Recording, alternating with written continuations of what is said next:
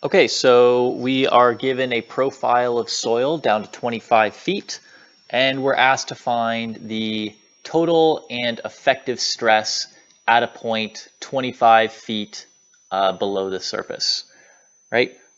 So looking at these three layers, the first thing we're going to want to do is we're going to want to ask how thick is each layer, right? Because we're given the actual vertical positions. So if the top is at 0 feet and it goes down to 7, that's a 7-foot thick layer.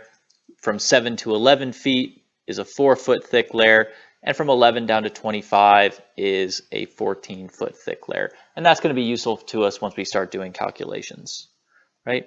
So now, going on to our solution, we know that total stress, or sigma, is equal to the sum of the specific weight of each layer times the height of each layer, right? So for us, we have our sand layer, gamma sand times height of sand. We have our saturated sand layer,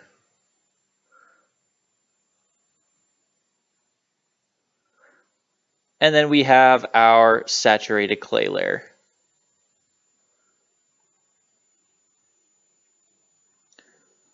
So if we go ahead and plug in all those numbers, the sand is 115 pounds per foot cubed times 7 feet.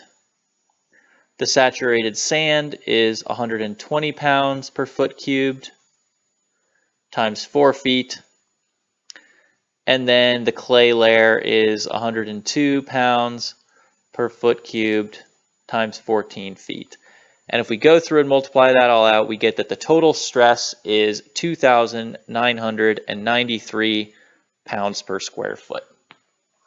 All right. However, we know that when you're talking about underground, you eventually get down to the water table. And like we talked about in the lecture, once you have water in your soil, it starts to lower the capacity of that soil.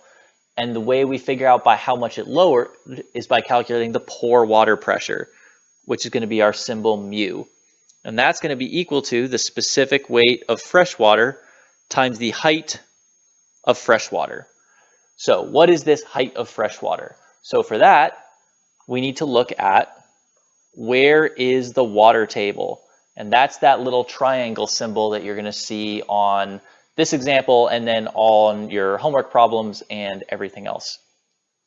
So the height of the water table is just the measured distance between your point and the water table, right? So if our point is down at 25 feet and the water table starts at 17 feet, then that entire distance is 18 feet, 14 plus 4, not too bad.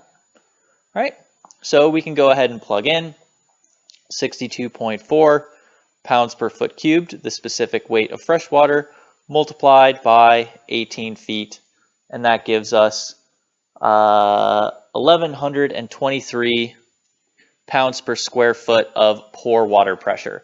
The last thing we need to do is that the effective stress is equal to the total stress minus the pore water pressure. So that's going to be 2993 PSF minus 1123, which gives us an effective soil stress of 1,870 pounds per square foot.